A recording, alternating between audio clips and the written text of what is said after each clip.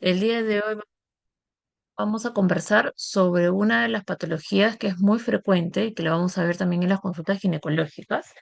Es dentro de las alteraciones del ciclo menstrual, esta vendría a ser una de ellas, ¿no? Ya han visto en las primeras clases lo que es hemorragias, han visto la parte de amenorreas y la que nos continúa es la dismenorrea. La dismenorrea, vamos a enfocarnos, y los voy a repetir un montón de veces en la clase en lo que es dismenorrea primaria, porque la dismenorrea secundaria, como van a ver en un momento, tiene una causa y la causa la vamos a ver durante el transcurso del curso, ¿no? Entonces nos vamos a enfocar en lo que es dismenorrea primaria. Muy bien. Entonces, espérame que voy a sacar esto. Muy bien. Como definición, ¿no? La dismenorrea es el dolor, ¿no? Es un dolor cíclico, es característico durante el periodo menstrual. No es un dolor que viene en algún otro momento, que puede después conllevar a un dolor crónico, puede ser, ¿no? Pero este es un dolor, acuérdense de la palabra, cólico y cíclico, asociado a la menstruación. Se va a definir o se va a dar de dos formas, ¿no? Lo que es la dismenorrea primaria y lo que es la dismenorrea secundaria. Lo que es la dismenorrea primaria es, se llama así porque no tiene una causa, algo que diga por qué le está produciendo el dolor a la paciente. Se ven pacientes mucho más jóvenes que recién están iniciando sus ciclos menstruales y que si le hacemos una ecografía, le hacemos algo, no vamos a encontrar una causa orgánica, ¿no? Ya han visto en la parte de hemorragias lo que es el Palcoin y ya en la parte del PALM tenemos todas las causas orgánicas, pólipos, adenomiosis, miomatosis uterina, ¿no? Que puedan estar condicionando y las causas malignas que nos pueden estar condicionando un sangrado. En este caso sería lo mismo, pero con el dolor.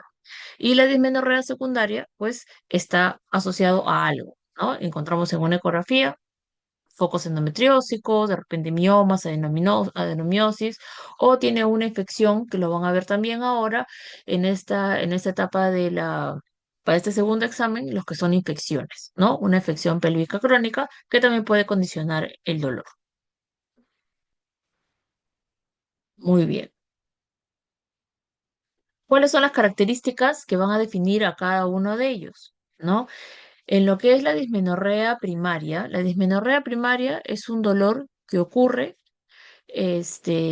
o que inicia de 1 a 2 días cuando ya está empezando la menstruación. Puede ser un par de días antes y solamente nos va a durar de 24 a 72 horas máximo este dolor. Es un dolor que no se considera, bueno, acá las chicas que están en el curso han tenido el periodo menstrual, un dolor de una regla normal, es un dolor tolerable, que no te incapacita, ¿no? Es un dolor que suele suceder máximo el segundo o tercer día del ciclo, porque es el día que viene un poco más de flujo, y porque el útero se contrae para poder expulsar el endometrio que no ha sido fertilizado. Se va a nuestra fase o nuestra capa, ¿no? Nuestra capa funcional. Y este dolor, en el caso de la dismenorrea, es mucho más severo, ¿no? Es mucho más severo, por eso ya es una patología que llega a incapacitar a una paciente. Entonces, en lo que es la dismenorrea primaria, como dije, puede durar hasta entre 24 a 72 horas máximo el dolor y en algunas veces, dependiendo del grado, puede irradiarse hacia la espalda, hacia los muslos y cuando ya es muy severo el dolor, puede estar asociado a síntomas vasomotores como cefalea, náuseas, vómitos, hasta pueden llegar a síntomas. En cuanto a lo que es la dismenorrea secundaria, ¿no? El dolor puede aparecer o empeora con el tiempo y no necesaria que puede aumentar con la menstruación, puede aumentar. Pero algunas mujeres pueden tener dolor incluso a mitad de ciclo o durante todo el ciclo menstrual. Esto ya se ve mucho más frecuente en pacientes mayores, ¿no? En pacientes que ya están pasadas las 25, 30, 40 años y van a acompañarse de algún otro síntoma de acuerdo a la patología que se le va a encontrar, ¿no? En el caso de endometriosis, no solamente va a haber dolor durante la menstruación, sino también la paciente se va a quejar de dolor durante las relaciones sexuales, dispareunia profunda, cuando está teniendo la relación, no al inicio, sino cuando está durante la relación sexual. Disuria, que es dolor al orinar, disquinesia, que es dolor al defecar, o le puede condicionar otra patología que es la infertilidad. En cuanto a los miomas uterinos, asociado a este dolor, va a tener la paciente pues sangrado abundante durante el periodo menstrual y también sensación más de cólico, una sensación de pesadez, ¿no? Dependiendo del tamaño también del mioma. En cuanto a lo que es adenomiosis, que también lo van a ver en el curso, es el útero va a estar mucho más aumentado de un tamaño normal que viene a ser de 6 a 7 centímetros en una paciente en edad fértil. Va a estar doloroso durante el periodo menstrual, pero también nos va a causar un sangrado uterino normal, ¿no? Asociado al dolor. Y en lo que es la enfermedad pélvica, en la enfermedad, en la epicrónica, aparte del dolor con la menstruación, la paciente va a tener dolores previos, va a tener dolor tipo pesadez también, ¿no? Que puede estar en la mitad del ciclo o durante todo el ciclo, ¿no? Asociado a flujo de repente maloliente, dolor a la movilización del útero, dolor a la palpación de anexos, porque esto ya es una infección. Y es una infección crónica cuando haya pasado más de 6 meses. Y en nuestro medio hay que descartar una patología que es la tuberculosis. ¿Ok? Entonces, solamente para tener una idea, es en este cuadrito les he puesto cuáles son las características más frecuentes para comparar la dismenorrea primaria y la secundaria, ¿ya? Que es la forma de inicio. En la forma de inicio de la dismenorrea primaria puede iniciar de 1 a 2 años posterior a la menarquia. No es que es la primera vez que me viene la regla y voy a tener dolor. No, porque como vamos a ver en la fisiopatología, esto se va a producir por ciclos ovulatorios. ¿Ok?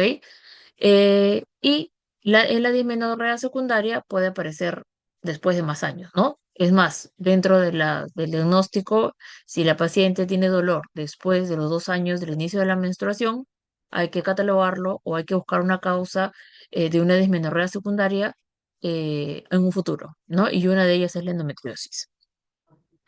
La aparición con relación a la menstruación, obviamente, la dismenorrea primaria va a ser justo ¿cómo se llama? Puede ser un día antes, tal vez, que tenga un pequeño dolor, pero justo cuando viene la menstruación, o sea, cuando ya hay caída, cuando hay sangrado, ya comienza el dolor más intenso, ¿no? Y en lo que es la duración, puede durar desde 24 a 72 horas, o sea, máximo 3 días. En cambio, en la dismenorrea secundaria, puede ser mucho antes y puede durar mucho más tiempo. ¿No? Puede ser hasta 6, 7 días, porque hay una causa que está produciendo este dolor. En cuanto a los antecedentes ginecológicos, no vamos a tener ninguno. Le hacemos el examen físico a la paciente. Probablemente en el caso de dismenorrea primaria son pacientes que todavía no han iniciado vida sexual. Por lo tanto, una ecografía nos podemos basar para descartar alguna patología orgánica. Y en lo que es la dismenorrea secundaria, sí vamos a encontrar algún antecedente, ¿no? Esta paciente de repente, pues, tiene una ecografía previa donde le dice que tiene miomas o tiene, pues, no sé, una resonancia donde le encuentran endometriosis o tiene de repente infertilidad secundaria, etcétera. Al examen físico, no, en la dismenorrea primaria no vamos a encontrar nada, no vamos a encontrar absolutamente nada, útero normal, pequeño, no hay quistes, no hay nada.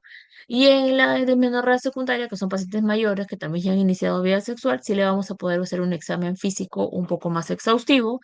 Le hacemos tacto vaginal, vamos a encontrar de repente una forma de útero que es normal, pero en estas pacientes puede generar un poco más de molestias, que es el útero retroverso. Vamos a encontrar de repente al momento de hacer tacto los ligamentos uterosacros dolorosos, que es un síntoma de endometriosis, ¿no? No a todas les hacemos tacto rectal para verlos, la única forma para poder tocar los ligamentos uterosacros haciendo tacto rectal. Y lo hacemos cuando hay sospecha de endometriosis profunda.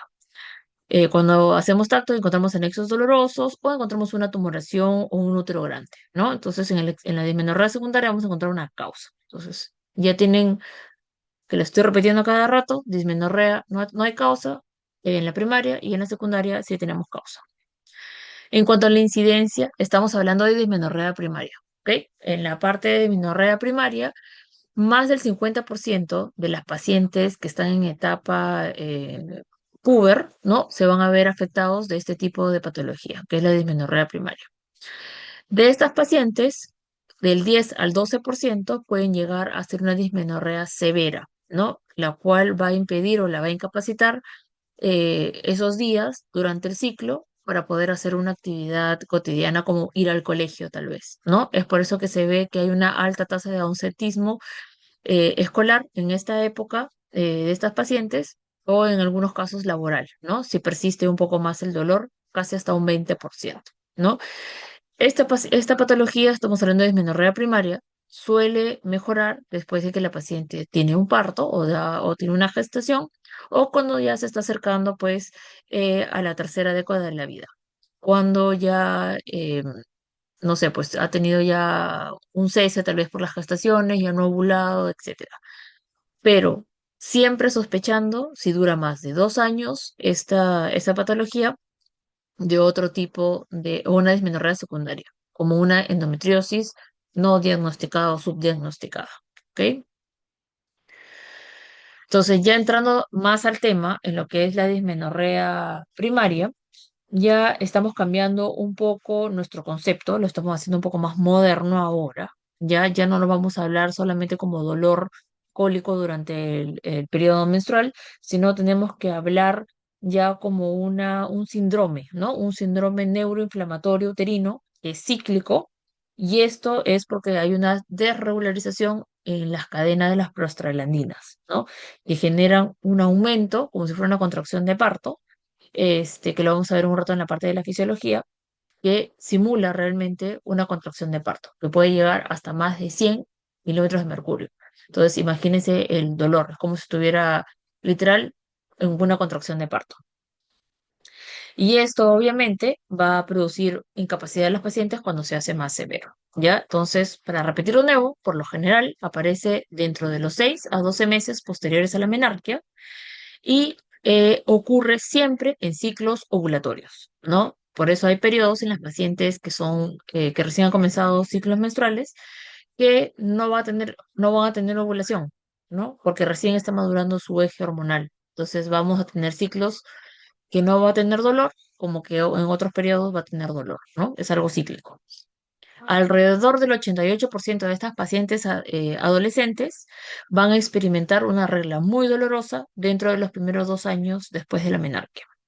Si esto ocurre después de los 2 años, como ya se lo he repetido hace un ratito, ¿no? Hay que descartar una dismenorrea secundaria como causa probable del dolor. Y acá no podemos dejar la endometriosis por fuera, ¿no? Entonces, eso es una patología que es subdiagnosticada. No es fácil diagnosticar una endometriosis por una ecografía, a menos que tengas un ojo muy entrenado para hacer un mapeo de endometriosis.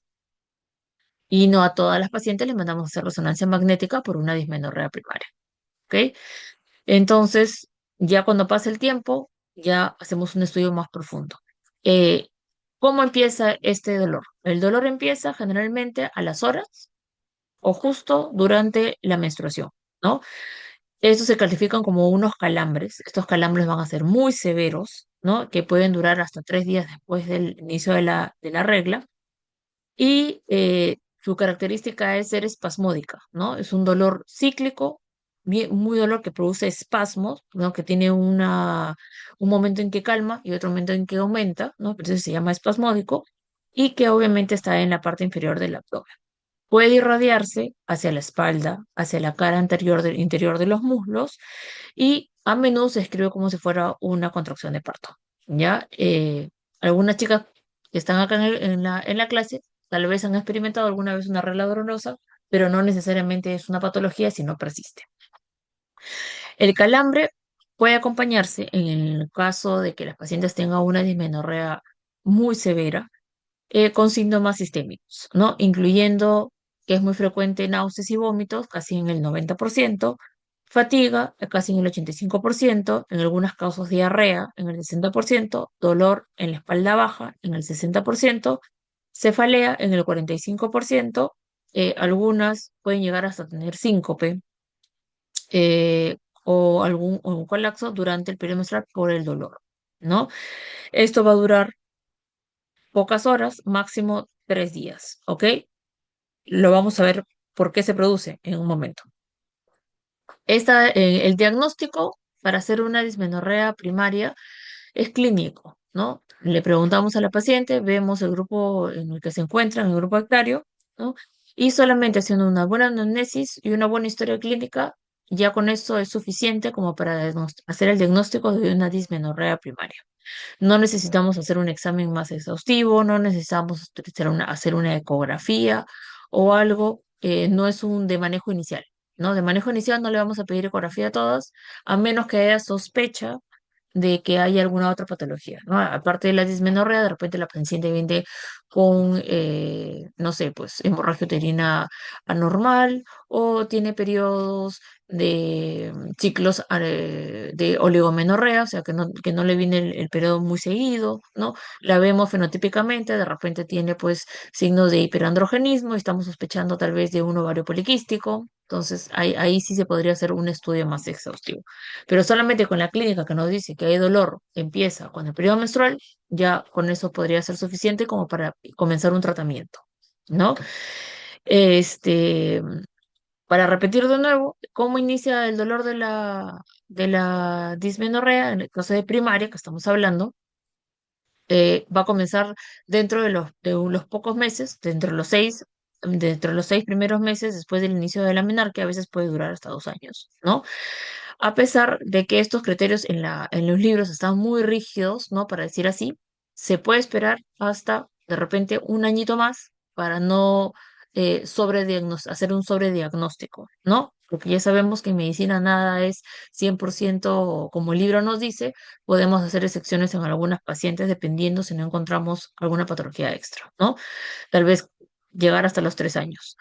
Si ya pasa de este tiempo, ya tenemos que hacer el diagnóstico de endometriosis, como bien lo está escrito ahí, ¿no?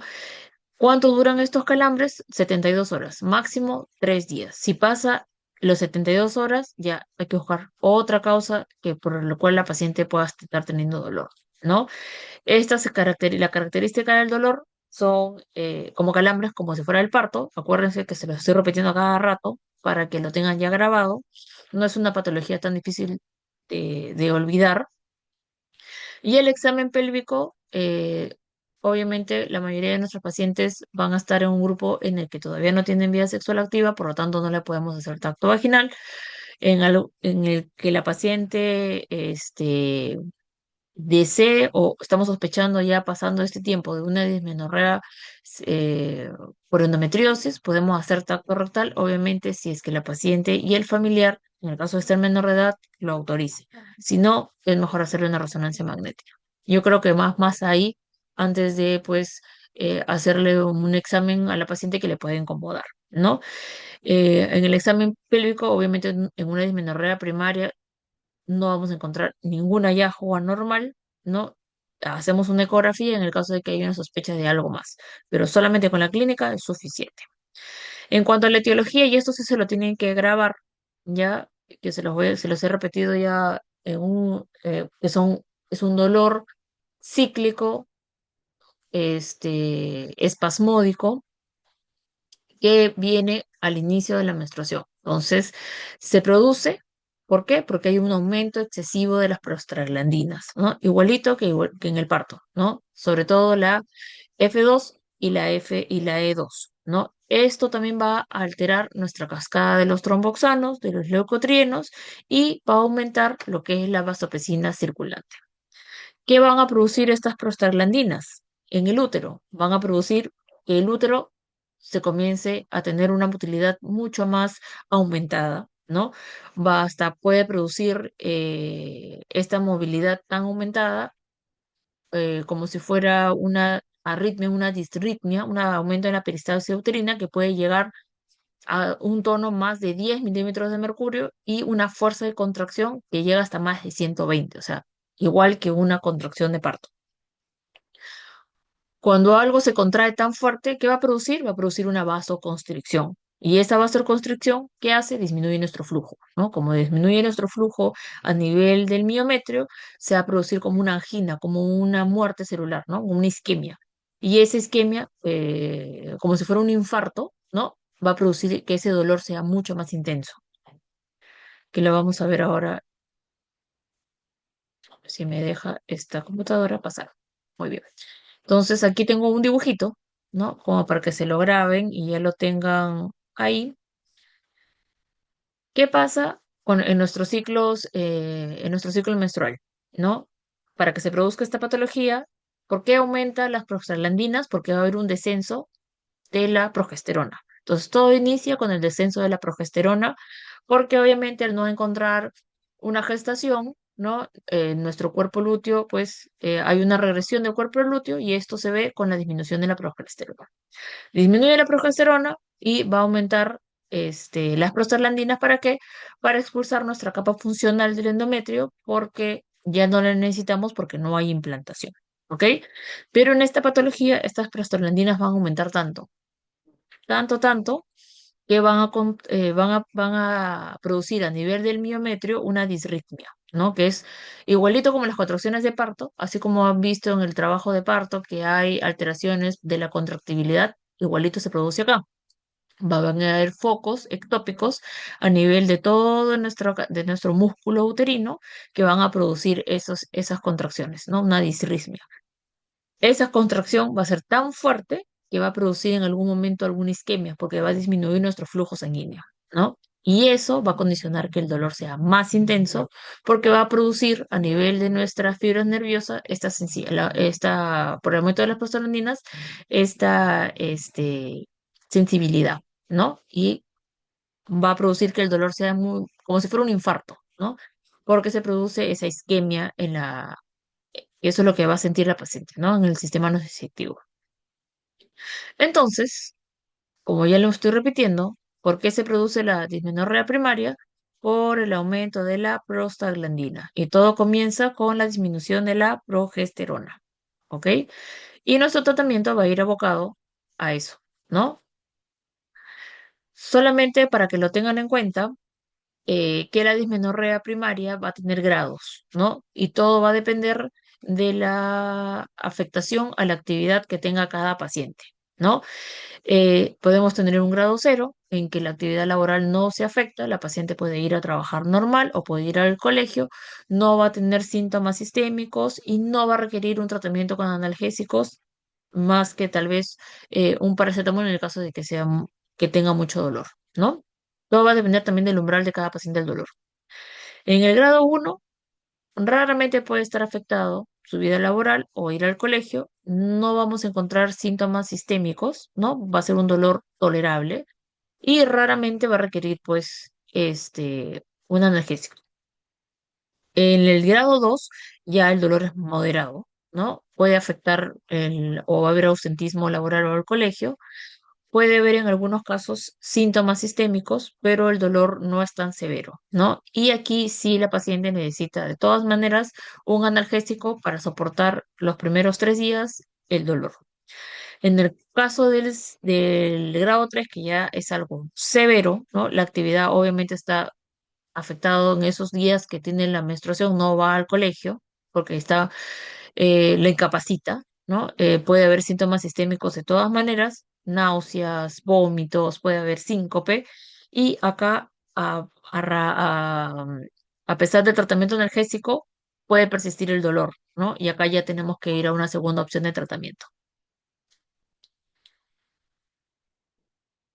Muy bien, entonces, si estamos hablando de que nuestro problema principal en la parte de la fisiopatología es el aumento de las prostaglandinas, entonces lo que tenemos que hacer, pues estamos hablando de dismenorrea primaria, que les estoy repitiendo cada rato, es ir a bloquear esas prostaglandinas para disminuir el dolor, ¿no? Eso es nuestra misión, ¿no? Porque en la fisiopatología hemos visto que el descenso de la progesterona estimula el aumento de las prostaglandinas y nuestro tratamiento inicial o nuestra primera línea va a ir a darle a la paciente AINES, pues, ¿no? Los antiinflamatorios no esteroideos. Porque el objetivo del tratamiento es aliviar el dolor y mejorar la calidad de vida de la paciente. Entonces, ¿cuál es el tratamiento inicial que le vamos a dar? Los AINES, ¿no? Dentro de ellos, a la cabeza, podemos dar el ibuprofeno, podemos dar el naproxeno, el ácido mefenámico, que es muy bueno, y el Celecoxib en el caso de que las pacientes sean alérgicas a los AINES, ¿ok? O el paracetamol, en algunas va bien, en otras, la verdad, no va tanto, ¿no? Porque tenemos que bloquear las prostaglandinas y sabemos que el paracetamol no nos va a ayudar mucho. ¿Cuándo debemos iniciar el tratamiento con antiinflamatorios? Si la paciente refiere que tiene ya o ella sabe que le va a venir su regla porque lleva un calendario, ¿no? O más o menos ya uno como mujer siente cuando ya te va a venir el periodo porque comienzan otros síntomas, comienzas 1 o 2 días antes de que te venga el periodo menstrual ya el tratamiento con antiinflamatorios, ¿no? Y lo podemos continuar hasta las 72 horas, que es lo que dura nuestro dolor. ¿Ok? Si ya el dolor pasa más de esos días, ya hay que buscar otra causa. Y con esta primera línea podemos tener una tasa de éxito hasta un 70% de que las pacientes puedan aliviar parcial o totalmente el dolor. No necesitamos ir a algo más. Hay que explicar a las pacientes que esto no nos va a durar siempre, ¿no? Que puede solamente controlarlo con esto, o ya tenemos que aumentar tal vez la dosis de medicamentos o hacer un estudio mayor si ya pasa más del tiempo, ¿no? Que hemos dicho que hasta 2 años y 9 meses podemos esperar como para catalogarla solo como primaria y no irnos a una dismenorrea secundaria. Si la paciente ha tomado AINES, ¿no? Y el dolor persiste, entonces, ¿qué tenemos que hacer? Tenemos que bloquear nuestra segunda línea. ¿Por qué se causa el aumento, el descenso de la progesterona? Porque la paciente ha ovulado, ¿cierto? Ha ovulado, ha tenido un ciclo ovulatorio, es por eso que ha tenido cuerpo lúteo y ha disminuido su progesterona y eso ha hecho que aumente la cascada de todas las prostaglandinas. Entonces nos tenemos que ir a bloquear la ovulación. ¿Y con qué bloqueamos la ovulación? Con los anticonceptivos hormonales, ¿no? En el caso de pacientes que son jóvenes, lo más indicado es dar anticonceptivos combinados, ¿no? Y en píldoras para que tenga una adherencia al tratamiento. ¿Ok? Entonces, acá le he puesto en parches, en anillos, pero en pacientes adolescentes es mejor darlo en vía oral. ¿Por qué? Con esto vamos a disminuir la ovulación, porque no vamos a tener ciclos anovulatorios, y va a disminuir obviamente la producción de prostaglandinas. Esto, asociado a los AINES, puede aumentar nuestra eficacia hasta un 90%, ¿no? Y obviamente lo podemos utilizar de forma cíclica, ¿no? De repente unos 6 meses y de ahí ya que lo deje de usar. O si la paciente ya comenzó vida sexual, lo puede utilizar también como un anticonceptivo. O sea, ya para que no pueda tener bebés, ¿ya? En el caso de que de las dos de la primera línea no nos vayan bien, es decir, la paciente persiste con dolor, uno que tenemos que sospechar ya de ahí que puede hacer otra cosa, ¿no? Ya tal vez una endometriosis que no ha sido diagnosticada o se nos ha escapado algo en el examen físico y tenemos que volver a examinar. Ya nos vamos a otra terapia, que son los análogos de GnRH, ¿no? Los análogos de GnRH que van a producir en la paciente una pseudomenopausia. Eso es lo que nos va a producir, ¿no? Eh, ¿qué va a hacer esto? Va a disminuir nuestros niveles de estrógeno, por lo tanto no va a haber ovulación, va a producir literal como si fuera una menopausia. No se debe dar análogos de GnRH en pacientes adolescentes a menos que el dolor sea tan severo que ya le afecte totalmente la calidad de vida, ¿no? Porque no se puede dar el tratamiento más de 6 meses tampoco, porque si no ya nos va a venir los síntomas de la menopausia. Osteoporosis, resequedad vaginal, ¿no? Los bochornos, etcétera, ¿no? Y no vamos a someter eso a una paciente pues adolescente, ¿ok? Esto ya se queda como que un poco desfasado. En el tratamiento o el manejo de dismenorrea primaria, comenzamos primero con AINES, vamos a segunda línea anticonceptivos orales, y lo último que ya nos queda son los análogos de GnRH. Cada paciente se personaliza, no le vamos a dar lo mismo a todas, porque no todas somos iguales, ¿ok? Eh, en lo personal, a mí no me gusta dar anticonceptivos a pacientes adolescentes, ¿no? Siempre hay que buscar otra forma, tal vez, de manejar el dolor, ¿no? Con terapias tal vez complementarias, poniéndole de repente calor local, ¿no? Para disminuir vasoconstricción, ¿no? Con el calor vamos a producir vasodilatación en la parte de la pelvis, se compresan con presas de agua tibia, ejercicios, ¿no? De repente hacerles que bajen de peso, si son gorditas.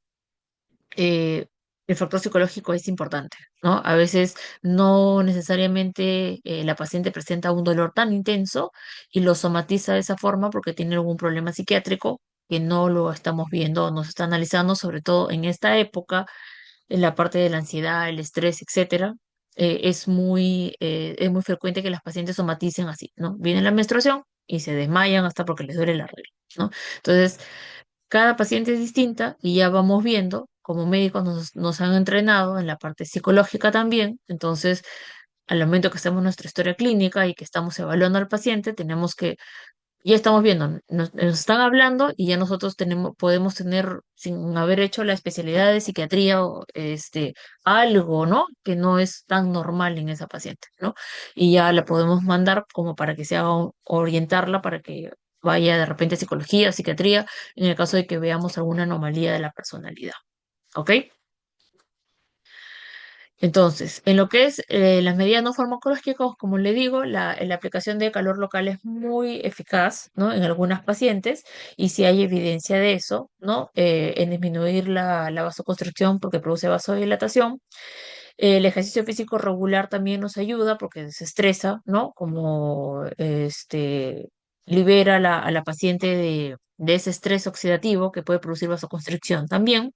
Suplementos, no está muy normado, no hay una evidencia nivel A, ¿no? Pero sí, si le damos omega 3, si le damos vitamina B1, la tiamina, nos puede ayudar, ¿no? Obviamente estamos hablando de pacientes adolescentes, pero ahora pues no sabemos si pueden fumar o no, tienen que disminuir el tabaco, ¿no? El tabaco es eh, una, no es un hábito nocivo, ¿no? Yo creo que se considera como una droga en algunos casos. No se debería fumar, no lo deberíamos hacer, ¿no? Porque sabemos todo lo que nos puede causar, ¿no? Pero cuando son adolescentes o cuando somos, en realidad, ¿no? No estamos muy claro, qué daño nos puede hacer en el cuerpo hasta que ya está. Entonces, si la paciente fuma, le decimos, tienes que dejar de fumar porque si no el tratamiento que estamos llevando, pues no nos va a ayudar, no nos va a servir. Como son adolescentes, la mamá va a estar al costado, a la mamá también le tenemos que explicar qué es lo que vamos a hacer y cómo vamos a iniciar el tratamiento. Lo que es el pronóstico es algo benigno, no es una patología benigna que va a desaparecer en algún momento, ¿no? En el caso de la dismenorrea primaria es controlable, ¿no? Porque le podemos dar medicamento para eso. En el caso de lo que es la dismenorrea secundaria, sí hay que tratar la causa, ¿no? Mejora con el tiempo y la mayoría de pacientes, si persiste con un poco de dolor, sin necesidad de encontrar un hallazgo patológico o algo estructural, después de que tenga un parto, ya desaparece todo, ¿no? Como que se regulariza nuestro sistema hormonal. El 70% responde a AINES, solamente con AINES, y si aumentamos anticonceptivos hormonales, puede aumentar hasta un 90% la tasa de efectividad de dolor, ¿no? Y esta paciente, o esta patología puede afectar la calidad de vida de las pacientes, tanto en lo que es el rendimiento académico y en la parte laboral, porque va a haber ausentismo, ¿no? Justo cíclicamente va a faltar un par de días al trabajo o al colegio, ¿por qué? Porque presenta este dolor. En lo que es dismenorrea secundaria, y que no he ahondado mucho en ello, porque en la dismenorrea secundaria vamos a tener una causa, y cada una de ellas vamos a tener una clase teórica sobre cada una de ellas, y el manejo, el tratamiento y la forma de diagnóstico. Solamente lo he puesto como para eh, que vean que también hay causas de origen ginecológico, como causas de origen no ginecológico que nos pueden causar dolor pélvico. ¿Ok? En lo que es la dismenorrea de causa ginecológica, la secundaria, puede ser una de las principales es endometriosis, que ya se lo estoy repitiendo un montón de veces, ¿ya? Otro cuando tiene defectos anatómicos, ¿no? Ya que son congénitos. Por ejemplo, la paciente cíclicamente le duele, tiene, por ejemplo, un himen imperforado, ¿no? le duele todos los meses. ¿Por qué? Porque no hay una forma de cómo descargar, porque el IMIN está cerrado, la paciente no, es una causa de amenorrea primaria de origen funcional, ¿no? Orgánico, mejor dicho, por un problema de una alteración a nivel mulleriano. Entonces, ¿qué se hace ahí? Se abre el tabique y la paciente ya no va a tener regla, ¿no? Y es algo cíclico porque todos los meses va a tener menstruación, ¿no? Pero no va a tener dolor, ¿ok? En pacientes que tienen tabiques, de repente tabiques transversos superiores y que hacen que la sangre no salga y se acumule en el útero, va a formar una hematometra y va a producir un dolor, el útero se va a comenzar va a aumentar de tamaño, de repente la sangre comienza a salirse por las trompas y va a producir un dolor porque la sangre no debería estar en la pelvis o en la cavidad y va a producir una irritación, ¿no? En lo que son infecciones de transmisión sexual, la enfermedad pélvica inflamatoria es una de las que causa dolor, ¿no? La clamidia, sobre todo, causa bastante daño a nivel de la pelvis, ¿no? Va a producir síndrome adherencial, va a producir también infertilidad en el caso de que haya tenido una epicrónica, una enfermedad pélvica crónica, porque la clamidia lo que hace es disminuir los cilios en las trompas y es por eso que se producen los embarazos ectópicos, ¿ok? La adenomiosis, aparte del dolor, va a tener sangrado, igual que los miomas, y en pacientes que han sido sometidas tal vez a un tratamiento ya estamos un poco más avanzados en el curso, así que tal vez lo han visto en pacientes que tengan patologías de cervix y que se les ha hecho un cono para una displasia del cervix, ¿no? De repente a la hora que se echa el procedimiento se ha cerrado el cuello, se ha estenosado, o si se ha hecho una biopsia muy cerquita al orificio cervical externo, se ha estenosado, y la paciente es como si tuviera un tabique, ¿no? El útero se va a llenar, va a producir un hematometra y eso le va a producir un dolor cíclico. En el caso de causas no ginecológicas, ¿no? ¿Qué tenemos cerca del útero? Tenemos la vejiga y el recto. Entonces, no todo lo que nos duele, como les digo a los pacientes, es ginecológico. También hay que descartar que de repente no tengamos una disfunción en la parte de la vejiga que nos esté produciendo pues este tipo de dolor, ¿no? El síndrome de vejiga irritable, también puede producirse por que tiene adherencia. La paciente de repente tiene múltiples cirugías y tiene un dolor que no necesariamente sea condicionado por el periodo menstrual, sino que puede tener un dolor todos los días, ¿no? O procesos inflamatorios, ¿no? Intestinales, como, ay, perdón, se me fue. Como por ejemplo, el síndrome eh, que tienen el intestino irritable, ¿no? Que también tienen periodos en que están con diarrea o que están congestionados y también pueden producir dolor. Divertículos, ¿no? También pueden producir dolor en la pelvis y no necesariamente es de causa ginecológica, ¿ok? Entonces, esta parte lo he puesto solamente como para recordar. Vamos a describir cada una de las patologías en las diferentes teorías que van a tener en el transcurso del curso, que ya estamos en la mitad. Entonces ya han visto varias de ellas, ¿no? En este ciclo ya, no sé si ya tuvieron la teoría de infecciones, ¿no? Que también ahí van a hablar sobre, hay un síndrome de dolor pélvico, ¿no? Y ahí pueden ser de otro tipo de causas también que lo van a ver, ¿ok? Entonces solamente es para que lo recuerden, ¿no? El diagnóstico, obviamente, en la dismenorrea secundaria o en la dismenorrea, a diferencia de la primaria, sí pues que tenemos que hacer una ecografía, ¿no? A la paciente. Nos estamos sospechando, ¿no? Ese es el gol estándar. Primero, una ecografía pélvico, transvaginal, dependiendo si la paciente ha tenido o no ha tenido relaciones. Si estamos sospechando de algo mayor, como una endometriosis profunda, ya tenemos que pedir una resonancia magnética con contraste. O si tenemos en el hospital un centro o médicos que están capacitados para hacer ecografía de mapeo endometriósico, también lo podemos hacer, ¿no? Entonces vamos de menos a más. En cuanto a lo que son los síntomas de la dismenorrea primaria, lo vamos a repetir de nuevo, va entre 6 máximo hasta los 2 años después de la menarquia.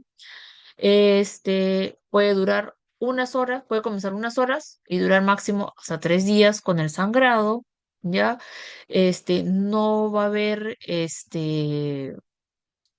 una alteración mayor, si por ejemplo, si es algo leve, no va a producir un síntoma más agresivo, si es un un dolor moderado o severo, o vamos a tener pues dolor que se irradia hacia la parte de atrás de la espalda, hacia las piernas, puede llegar hasta síncope. ¿Ok? En lo que es los síntomas de la dismenorrea secundaria, aquí ya vamos a tener lo que es disquinesia, que es dolor al defecar, dispareunia, que es dolor al tener relaciones, podemos tener también hematoquesia cíclica, que es sangrado cíclico por el recto en caso de endometriosis profunda. Podemos tener sangrado intermenstrual, ¿no? Dolor pélvico no cíclico, también que se puede dar, ¿no? En diferentes patologías, solamente nos duele de repente un lado, no me duele el otro, puedo tener un quiste de ovario, ¿no? O que tenga asociado a un sangrado uterino anormal, ¿ok? Síntomas generales, gastrointestinales, la mayoría pues va a tener náuseas, vómitos, diarrea, que es lo más frecuente.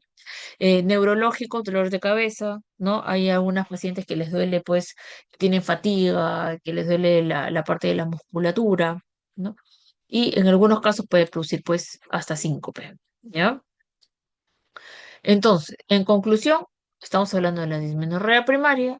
Es una patología que es frecuente en pacientes jóvenes, casi un 66%. Siempre hay que distinguir una dismenorrea primaria esencial a una dismenorrea secundaria que tiene una patología. ¿Ok? Primaria, no encuentro patología orgánica. Secundaria, encuentro patología orgánica. Los mecanismos de dolor en la dismenorrea primaria son por vasoconstricción por aumento de las prostaglandinas. ¿Qué disminuye primero? La progesterona. ¿Por qué? Porque hemos tenido un ciclo ovulatorio. Entonces, nuestro manejo va a ir a ello, ¿no? A disminuir, uno, el aumento de la prostaglandina con los AINES y a bloquear la ovulación con los anticonceptivos orales. ¿Ok? Los métodos o tratamientos alternativos como deporte, hacer yoga, acupuntura, no deben subestimar, o sea, si estamos haciendo esto, y lo he puesto ahí, a ese tipo de población. No le vamos a decir a la paciente, si la paciente viene al hospital es porque de verdad tiene algo, ¿no? Entonces, no le vamos a decir, ¿sabes qué, señora? Anda a hacer yoga, anda a hacer ejercicio, ya relájate, ¿no? Hay que darle un tratamiento, manejo, para que se sienta atendida. Entonces, esta es una especialidad que tienes que ser muy empática, como cualquiera, ¿no? Pero estamos tratando con mujeres en diferentes etapas de nuestra vida, ¿no? Y si por mal que no querramos, somos de verdad, somos hormonales, es de verdad, ¿no? Y vamos a tener nuestros niveles de hormonas cambiando conforme pase nuestra vida, ¿no? Nuestro ciclo de vida. Entonces, al inicio, nuestras hormonas como también van a estar ondulando igualito como en la segunda o tercera década de nuestra vida.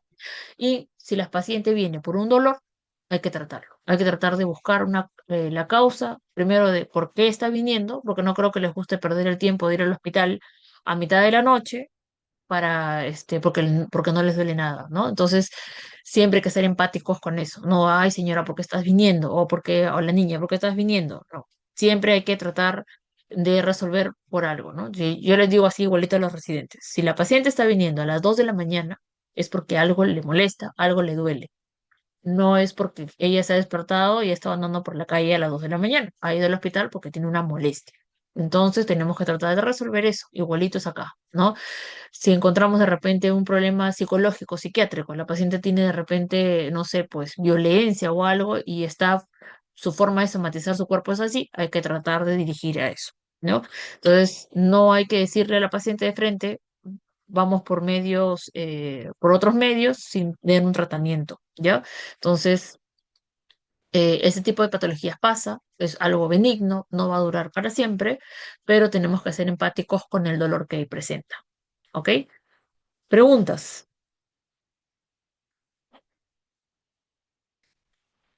O están o no están. Oh, claro. Oh, claro. Es algo que Sí, les he doctor. repetido a cada rato. No quiero reclamos después para las preguntas del examen. Nos hemos dirigido a lo que es dismenorrea primaria, ya más que dismenorrea secundaria. La fisiopatología es la más importante y de ahí van a salir probablemente las preguntas, ¿ya? A eso nos vamos a abocar. No es una patología muy difícil de recordar, ¿no? Y solamente pues tiene que distinguir primaria y secundaria. Es lo único. ¿Ok? Si no tienen preguntas, ¿todo claro? Sí, doctora. La clase se la voy a pasar a la delegada de mi sede para que la tengan también. Igual está grabada, ¿ya?